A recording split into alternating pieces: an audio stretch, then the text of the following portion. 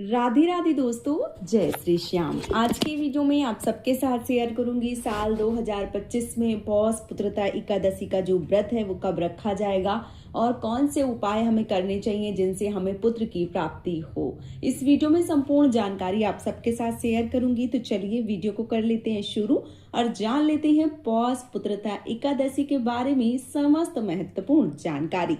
सनातन धर्म में पौष का महीना बेहद खास होता है। क्यों? क्योंकि इस महीने में पुत्रता एकादशी का जो व्रत है वो रखा जाता है।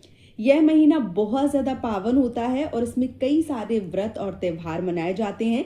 इसमें जो पुत्रता एकादशी है वो भी शामिल होती है और ये जो एकादशी होती है ये भगवान श्री हरि विष्णु को समर्पित होती है।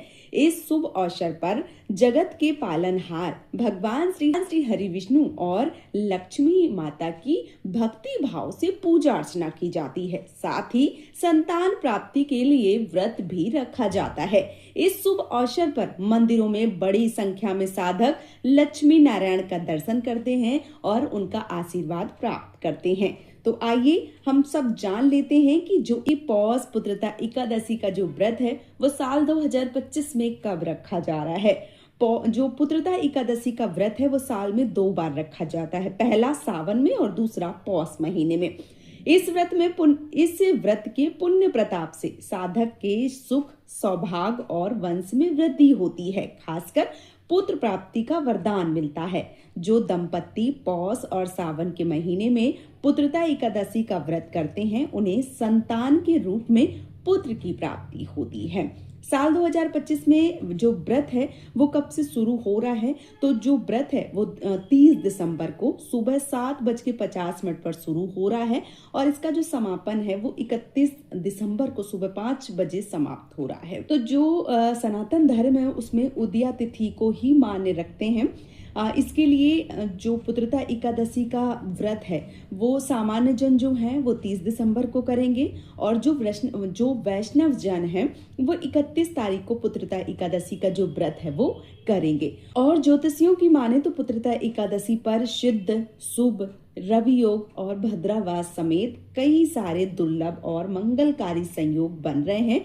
इन योग में लक्ष्मी नारायण की पूजा करने से घर में सुख, समृद्धि और खुशहाली आती है। साथ ही वंश वृद्धि का आशीर्वाद मिलता है। इसलिए पुत्रता एकादशी का जो व्रत है वो रखा जाता है। अब अगर मैं बात करूं कि जो पुत्रता एकादशी व्रत है उसका पारण कब किया जाएगा, तो पौष माह के शुक्ल पक्ष की पुत्रता एकादशी व्रत का पारण 31 दिसंबर को दोपहर को 1:29 से लेकर 3:33 तक जो पारण है वो किया जाएगा। और जो लोग 31 तारीख को व्रत रखेंगे वो 1 तारीख को सूर्योदय के बाद कभी भी व्रत का जो पारण है वो कर सकते हैं। अब मैं आप सबको पुत्रता एकादशी में पुत्र प्राप्ति का उपाय बता देती हूँ। देखिए, पुत्र और पुत्री दोनों में कोई अंतर नहीं होता है, लेकिन परिवार जो है वो पूरा करना, सबको ऐसा लगता है कि हमारा जो परिवार है वो पूरा होना चाहिए। कई बार बेटे होते हैं तो उनको बेटियां चाहिए होती हैं, क्योंकि जब कोई ऐसे पर्व आते हैं, जब कोई ऐसे त्योहार आते हैं जैसे खास करके रक्षाबंधन, भाई दूज इत्यादि, तो जो भाई होते हैं, जो मान लीजिए लड़के होते हैं, उनको अपनी बहनों की याद आती है। जो बहनें होती हैं यानी जो लड़कियां होती हैं उनको लड़कों की याद आती है, यानी अपने भाइयों की याद आती है। तो परिवार में जो माता पिता हैं उनको हमेशा ऐसा लगता है कि हमारे पास पुत्र भी हो और पुत्रियां भी हो, क्योंकि निस दिन यानी कि रोज भले ही ना लगे, लेकिन जब व्रत त्योहार आते हैं खास करके तो बहुत ज्यादा बुरा लगता है कि आज हमारे पास अगर पुत्र होता या हमारे पास पुत्री होती तो हमारा जो पर्व है, जो हमारा त्योहार है वो अच्छे से बीत जाता। इसलिए जो परिवार है उसको संपूर्ण करना बहुत ज्यादा जरूरी होता है। तो जिन लोगों के पास पुत्री रूपी धन है, पुत्र नहीं है, ऐसी जो भी माताएं बहनें हैं उनको कोई भी अपना पसंद का फल, जो भी फल उनको अति प्रिय हो, मान लीजिए सर्वश्रेष्ठ जो फल हो उनके लिए, जैसे बहुत सारी बहनें हैं जिनको आम बहुत ज्यादा पसंद है, बहुत सारी बहनें हैं जिनको मान लीजिए कि पपीता बहुत ज्यादा पसंद है या अनार बहुत ज्यादा पसंद है, सेब बहुत ज्यादा पसंद है, कोई ऐसा फल जो उन्हें सबसे ज्यादा पसंद हो, सबसे ज्यादा, और वो फल आपको क्या करना है है कि मान लीजिए कि जो भी भगवान श्री हरि विष्णु का मंदिर है, जो राधा कृष्ण का मंदिर है, मंदिर में आपको वो जो फल है वो चढ़ा देना होता है और भगवान से प्रार्थना करना होता है कि प्रभु जब तक पुत्र की प्राप्ति नहीं होगी तब तक मैं इस फल को नहीं खाऊंगी।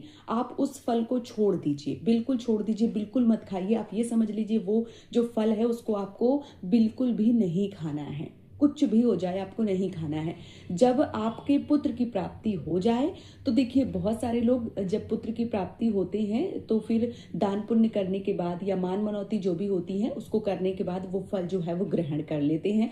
और कुछ लोग वो जो फल है वो नहीं खाते हैं तब तक जब तक बच्चे का विवाह ना हो जाए। और विवाह होने के बाद जब मतलब मान लीजिए कोई भी फल है, ठीक है, जैसे मैं आप सबको समझा दूं, जैसे आपने आम छोड़ दिया, आपको आम बहुत ज्यादा प्रिय है तो आपने आम छोड़ दिया, आपने वो जो आम है वो भगवान श्री हरि विष्णु यानी लक्ष्मी नारायण के मंदिर में या भगवान श्री राधा कृष्ण के मंदिर में वो जो फल है वो आपने चढ़ा दिया, ठीक है। अब मान लीजिए 1 साल बाद आपको पुत्र की प्राप्ति हो गई तो आप वो जो फल है वो भगवान को एक मतलब 5-7 या एक टोकरी की संख्या में चढ़ा के वो फल जो है वो ग्रहण कर सकती हैं और भगवान से बोल सकती है कि प्रभु ये फल जो है वो मैंने छोड़ा था और अब मैं वो फल जो है वो फिर से खाना चाहूंगी, तो आप खा सकती हैं।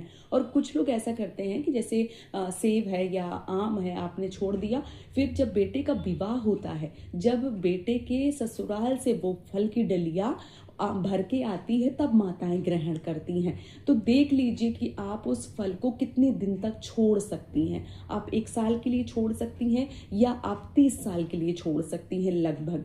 तो आप वो देख लीजिए कि आपको किस प्रकार से करना है। हाँ, जब आप संकल्प लें, जब आप फल चढ़ावें, जब आप संकल्प लें तो अपनी जो बात है वो भगवान से कहिएगा जरूर कि आप कितने दिन के लिए ये जो फल है वो छोड़ रही हैं। लेकिन इस बीच जब तक आपकी मनोकामना पूरी हो ना जाए आपको वो फल खाना नहीं है, इस बात का विशेष रूप से ध्यान रखें और फल वही छोड़ें जो आपको सबसे ज्यादा प्रिय हो।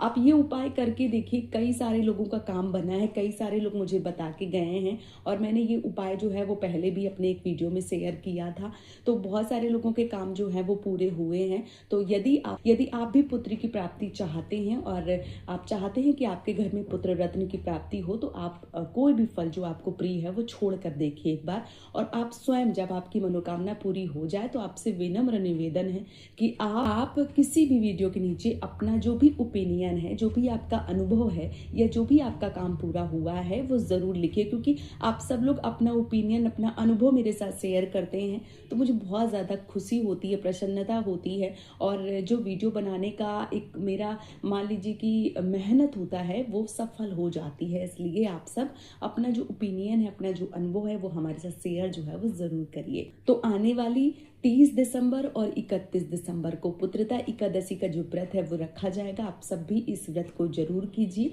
और अपनी समस्त मनोकामनाओं को पूर्ण कर लीजिए। उम्मीद करती हूँ कि आज का वीडियो आप सबको पसंद आया होगा। यदि वीडियो पसंद आया है तो आप हमें सपोर्ट जरूर करें, इस चैनल को सब्सक्राइब करके और वीडियो को लाइक करके। आज का ये वीडियो मैं यहीं पे समाप्त करूंगी, बहुत जल्दी मिलूंगी एक और नए वीडियो के साथ में। तब तक के लिए जय श्री श्याम दोस्तों, राधे राधे।